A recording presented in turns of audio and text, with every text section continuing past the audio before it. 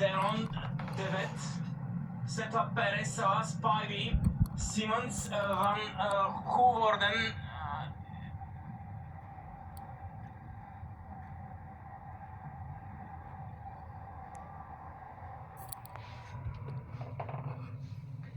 Сега ще чуем Джорджа Тейлър Браун.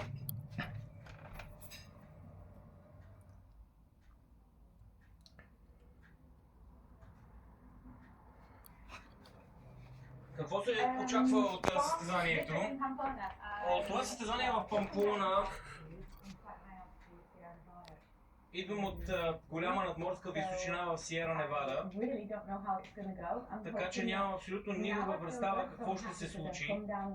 Но сега съм доста щастлива. Начинът, по който нещата се провеждат, енергията, с която действам, но наистина се опитвам да разбера в какво състояние ще съм, но не мога да бъда истински сигурна в това. It will kind of then give me a bit of confidence going into this year. So yeah, I really would like to have.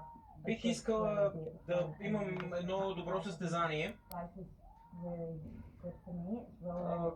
Мисля, че съм в добра форма в колеза.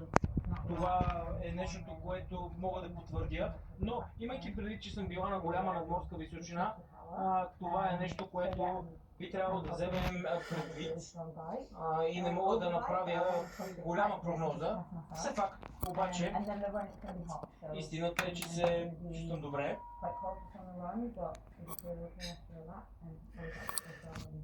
Yeah, I would just like to race really aggressively, and I'm here to race. I'm not here.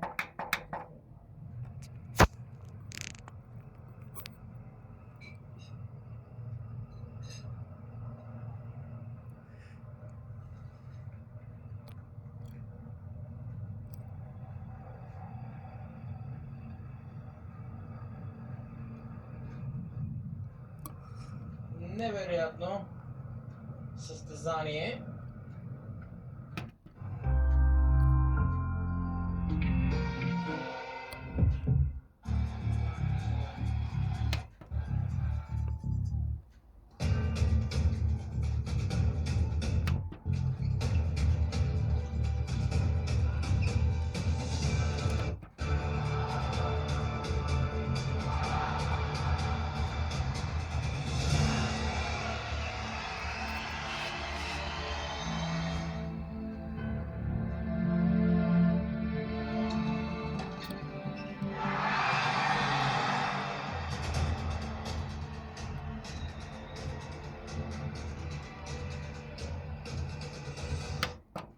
От пътен възел Благоевград юг до пътен възел Симитли по пътя Благоевград Кулата. Трафика ще се пренасочва по обходен маршрут по път едно през пътен възел Благоевград юг по автомагистрала Струма до пътен възел Симитли и обратно на пътя Благоевград Кулата.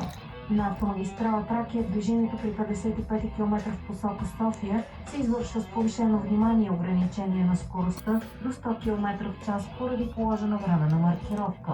На автомагистрала Хемус движението между поради 8 км в посока Варна се осъществява с повишено внимание и ограничение на скоростта до 90 км в час. Моторните превозни средства с тегло на 12 тона се